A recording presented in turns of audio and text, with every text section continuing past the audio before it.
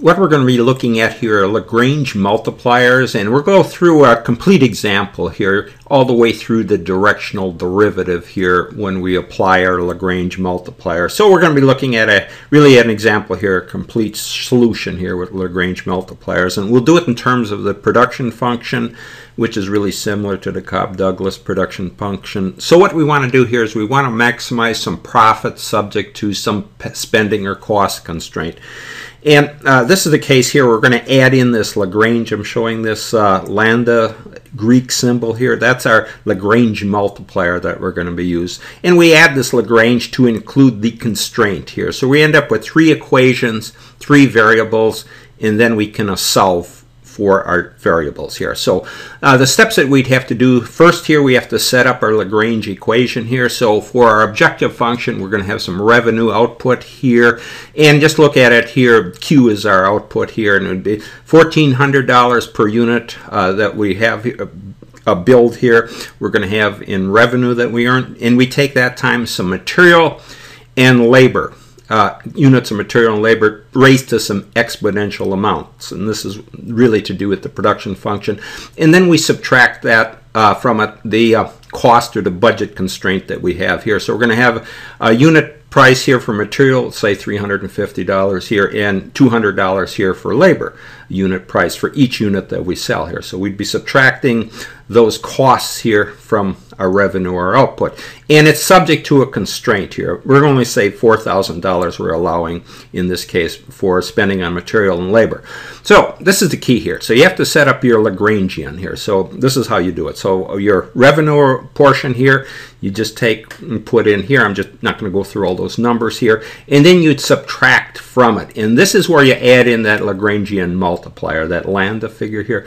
You subtract this, you take the unit cost here for your constraint for your budget here, the lambda times the material plus the labor on a unit basis here minus your constraint here of $4,000 here. So this is where this Lagrangian multiplier comes into play here. Okay, so now secondly here, then you can find a gradient, or really take the partial derivatives here of this Lagrange vector function that we have here, where we included this Lagrange. So I've done that here. I just put it into the computer software and done it with our Maple here. So we're going to, for our material here, we're going to have our partial derivative here from our function up here, and then you see here what's happening here, that for our Lagrange here, the Lagrange multiplier is added in here by taking the partial derivative of the Lagrangian function here. The 350 here is that unit price here for material times that Lagrangian here. So that's your a vector for your material here. Then it adds to it the labor here, the partial derivative of the function here in terms of labor, and then you'd also be subtracting here the labor on a per unit basis, and this is where you add in that Lagrangian again. Well, actually it's did it here through the software here, and this is your vector here for your labor here that we're looking at. So you're subtracting again the unit price here for labor times the Lagrangian multiplier, and then it adds to it really that cost here, and this is the partial derivative with respect to the Lagrangian. So all it's doing is just taking well, it's we have here, it should have been $4,000 here, in subtracting material and labor. That's just the way it come out here with the computer software. So that's what that was for finding our gradients here. And then if we find our gradients or the partial derivatives for each, then we set each of these partial derivatives equal to 0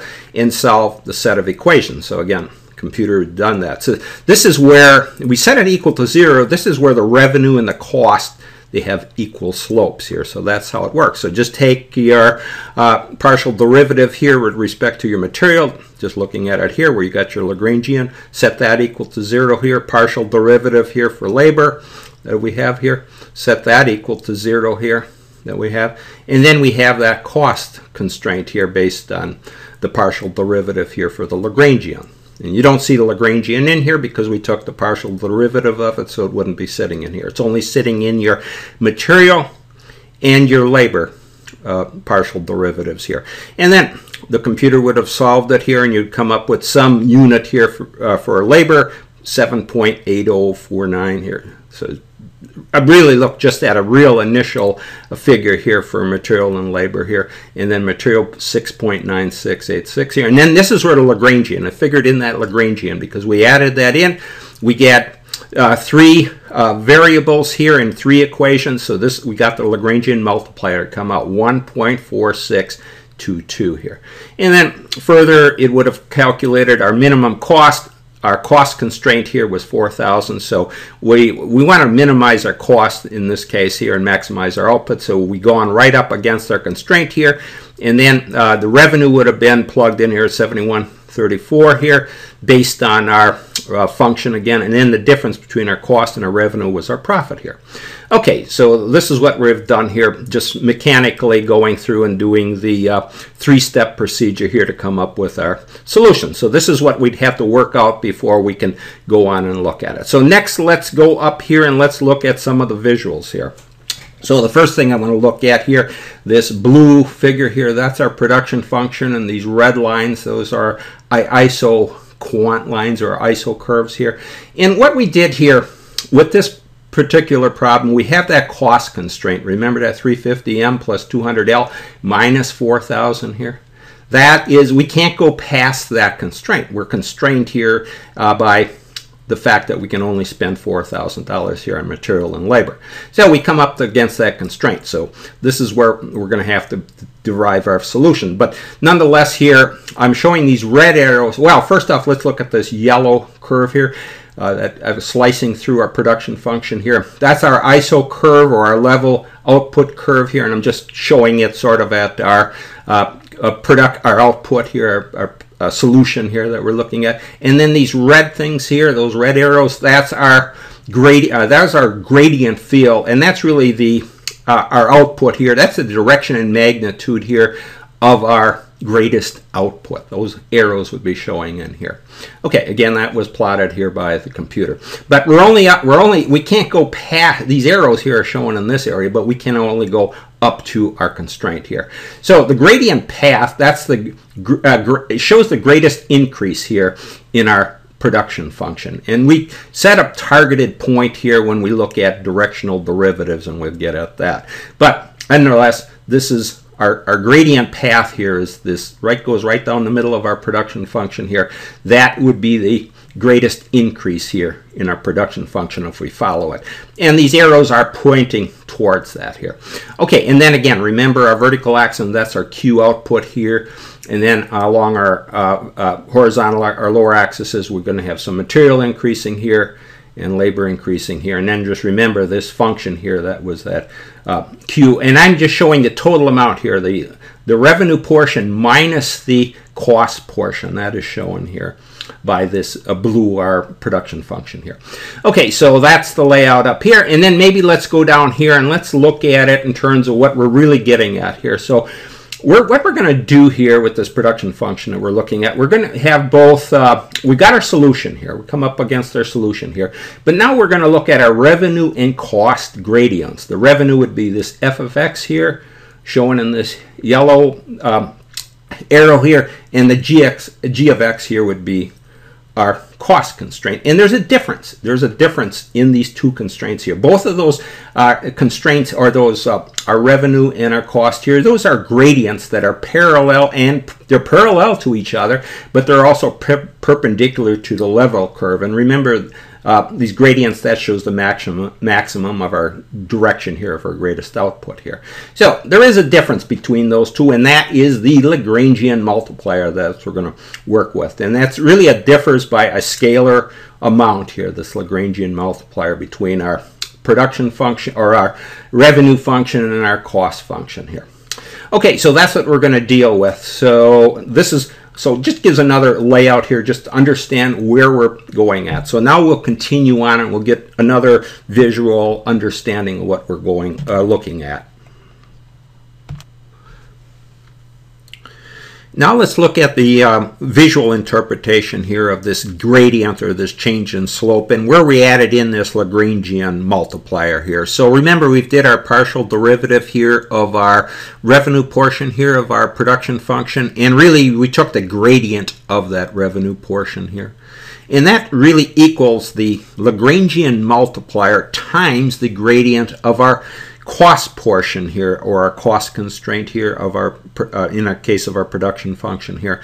So really they're equal here, and we determine that by setting our three different variables equal to our three different equations here, and we solve for it. But just to note here that they're equal, so that's what we have to look at. But they're equal only by this Lagrangian multiplier here. Okay, so let's go down and let's look at it visually. And okay, so first off, let's just go down here and look at our production function again here. So we have those our revenue portion here, this f of x, in this g of x here, our cost portion of our derivative or our gradient here. They're really, again, perpendicular, or they're parallel to each, but they're perpendicular to the cost iso curve here, and I'm really not showing it, but they're perpendicular to the cost, or to our iso curve here. So, okay, so let's go up and let's look at it visually here. So what I've done here is I've laid these, taken that f of x here, our revenue, our output here, and I'm comparing it to our g of x here, or our cost constraint here. And the point that I want to make here with these this pictorial view here is the fact that there's a scalar difference between the two here. So really they share those same points here, but there's a difference in their gradient vectors that we're going to be looking at. We have the length here, you can see, of our revenue output here is a little longer here than our cost constraint here, because our cost should be less than our revenue, which I'm showing here. And really the scalar difference is this Lagrangian multiplier.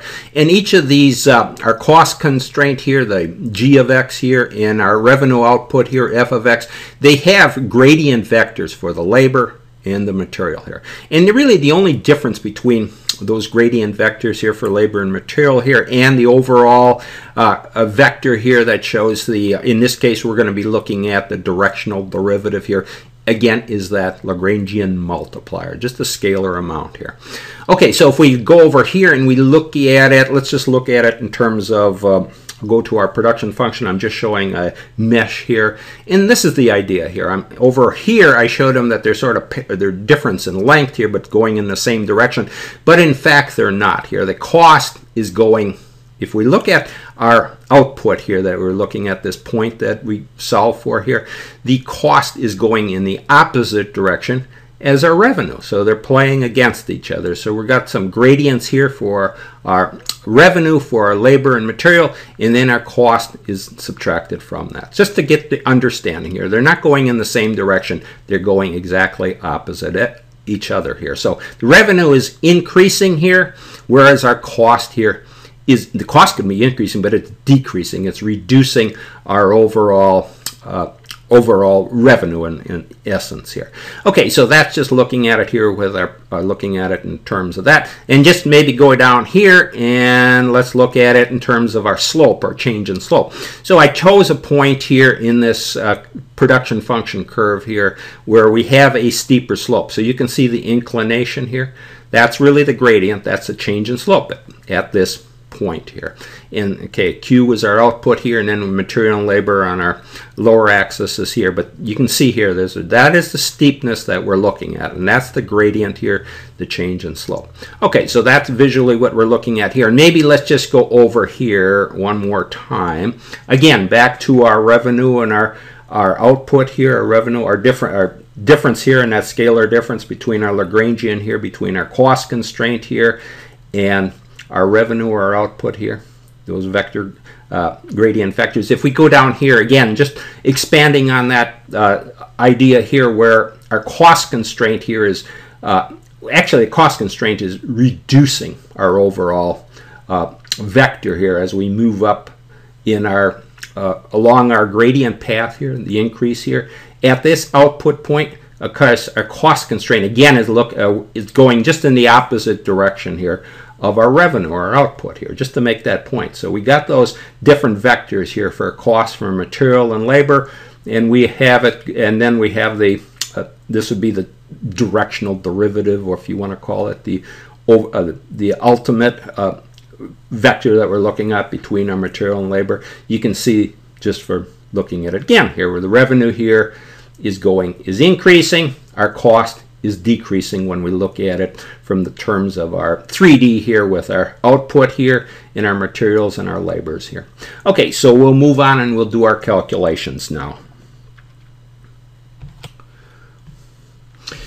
Okay, now let's go into our calculations. So remember, we figured out our solution here by looking at the gradient or the partial derivatives here, and we have these solution points here.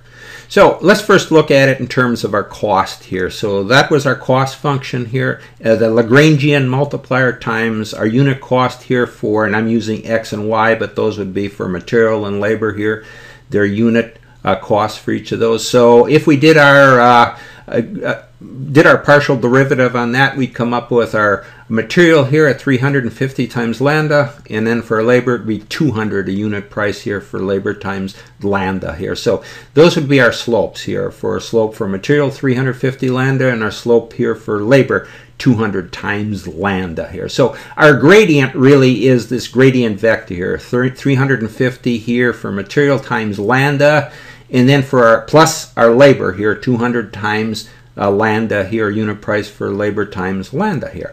But this is where the Lagrangian multiplier comes into effect. So remember, we solve for that here. So our lambda here, our Lagrangian multiplier is 1.4622 that we solve for.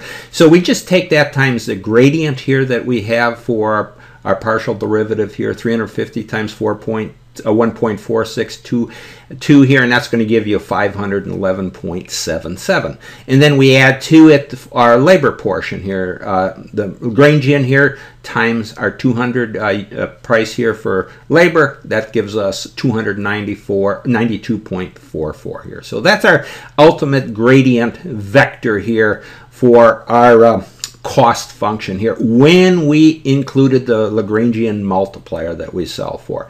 So now for our revenue here, just for our revenue portion, do a partial derivative in respect to material. We'll get this here, and that would be a slope here of, it turns out when we substituted those numbers in here that for our solution. Remember that labor 7.8 and material at 6.9, so forth. So when we substitute that into our partial here, we're going to come up with our slope here for material at 511.78. And then for our labor, the partial derivative for that, and substitute in our labor, what we solve for our labor, we get 292.44. So what we have, our gradient vector is just taking our slope here for material, 511.78, plus our slope here for our labor, 2.9244 here. But the point is here, when we looking at comparing our cost constraint here, our ultimate gradient after we included our Lagrangian multiplier into our cost gradient here, we come up with exactly the same gradient here between our revenue here and our cost. They have the same gradient once we use the Lagrangian multiplier. So that's how that Lagrangian multiplier figures in here. So let's just look at it in terms of our, go back to our 3D here on our vectors here. So for our gradient here for material, this is our gradient here for the material here. We have that 200 here for our material here. I'm just showing it in these terms here without the Lagrangian multiplier. So 200 units here going in this direction for our labor, excuse me, here. And then 350 here for our material here. So, but what we ultimately want to get to is this directional derivative here. But before we do that, let's just go down and let's look at our revenue portion here. So what do we have? Our slope here for our labor here, what was it, 292.44? That's our slope here for our labor, showing in this vector here. And then for our material, what did we figure that? 511 here. So that's our vector here for our material here. Okay, and then again, what we want to get down to is this directional derivative here. So these are the gradient vectors here. So this first one up here was our gradient here for our cost constraint for our cost here, and then this other one here was for our revenue portion here. So that's what we're going to look at. So now let's go and let's understand the directional derivative here. Okay, so the first thing we have to do here for the directional derivative, we have to come up with our directional vector. Directional derivative can go in any direction, but our directional vector, we're going to look at it exactly at our solution points here, 6.9 some here for our material and 7.8 some here for our labor here. And we're going to, what we do here, that comes right off our solution point, and that's what we're going to be looking at. And of course we have our Lagrangian in here as well here. But we have to come up with our unit vector here, just to understand if you don't understand what those are. So unit vector is just taking, in this case, let's look at it in terms of our material here. You'd put in that, substitute in your material quantity here, what you sell for, and then you divide it by squaring the material here, plus squaring your labor that you have here, taking the square root of that and divide it into the material, and you're to come up with a unit vector here of 6.6601 here. And do the same for labor. Just substitute in labor here instead of material in your numerator, and then divide by your multiple, or squaring your material, labor, adding those together and taking the square root, and you're coming up with a unit vector here for your labor here at 0.74593. And it's just really working off this right triangle here. You know the material, you know the labor, square it, and come up and determine your hypotenuse. So that's all you're doing with your directional vector here. Okay, but we needed a directional unit vector here. So now we can go and we can actually calculate our directional derivative. So let's go up here, and we'll just start with that labor portion here, 350 and plus 200 here.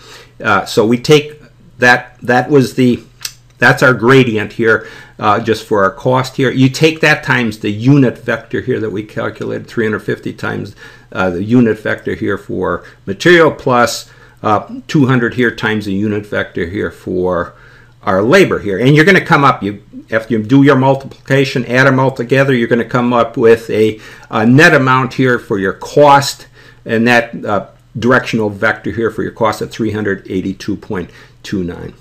Okay, so maybe, okay, let's go on here and let's do the material next here. So again, I remember our gradient here for material, 511, 292 plus, for material plus 292 here for our labor. You take that times your unit vector here for unit vector times each unit vector here for material, unit vector here for labor, and you're going to come up with your gradient here at 558.98.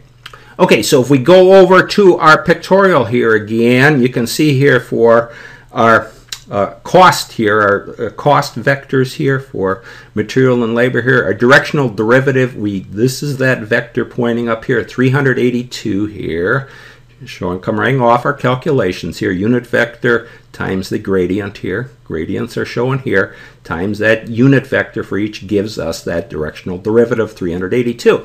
Now do the same here for our revenue portion here again, showing it here, our gradients here, we come up with 558 here for our revenue, and that's our directional derivative here, well, 559, excuse me, pointing out here. So really the net amount here, we really want to come up to is the difference between our gradient here for our revenue here, our directional derivative for revenue here, 559, less 382 here, the directional derivative for our cost here. That difference gives us the actual directional derivative, looking at it at 177 here. Okay, so let's go and let's look at how we could calculate that without going through all these other calculations here, just to understand how we come up with our directional derivative, or that ultimate derivative here, or what we're looking at. The directional derivative is really the unit or output and the slope, the net amount here between your cost and your revenue portion here, that production function. So let's go up and let's look at it here.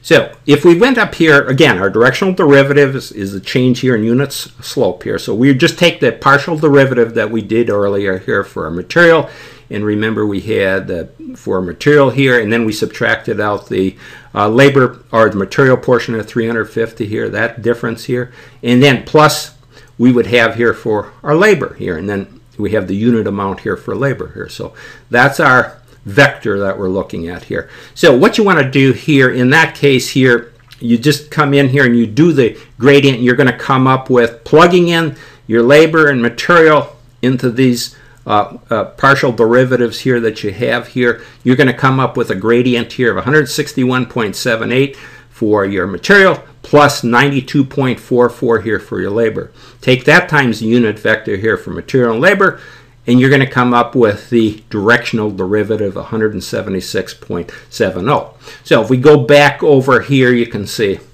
177. So we've went through it long-handed over here, but we could go through it what we did up above here just by looking at the partial derivatives here. And let's just go back and look at it. Just by taking the partial derivatives here for material and labor, and then just plugging in here or subtracting the unit cost for each here that you're looking at. So that's how you come up with the directional derivative here, just really in the short form here. And then just finally looking at it here, again, just looking at it from our pictorial over here, you can see our revenue. Remember, we looked at that before. Our revenue is shooting out this way, increasing this way. Costs are decreasing this way. Revenue is going up by 559 for a directional derivative, cost going down by 382. So the net amount was 177. Okay, and if we just gone down here one last time here, just looking at it from looking at our production function here, that's our directional derivative here. We had those for our materials and labors over here, those vectors here for each of those. And remember, they were broken between our revenue portion and our cost portion. But that's what we're looking at. That directional vector here we had exactly at that point here. Your directional vector can be, you can target any point you want, but we took it exactly at our solution point that we looked at. Okay, so that'll summarize our discussion here.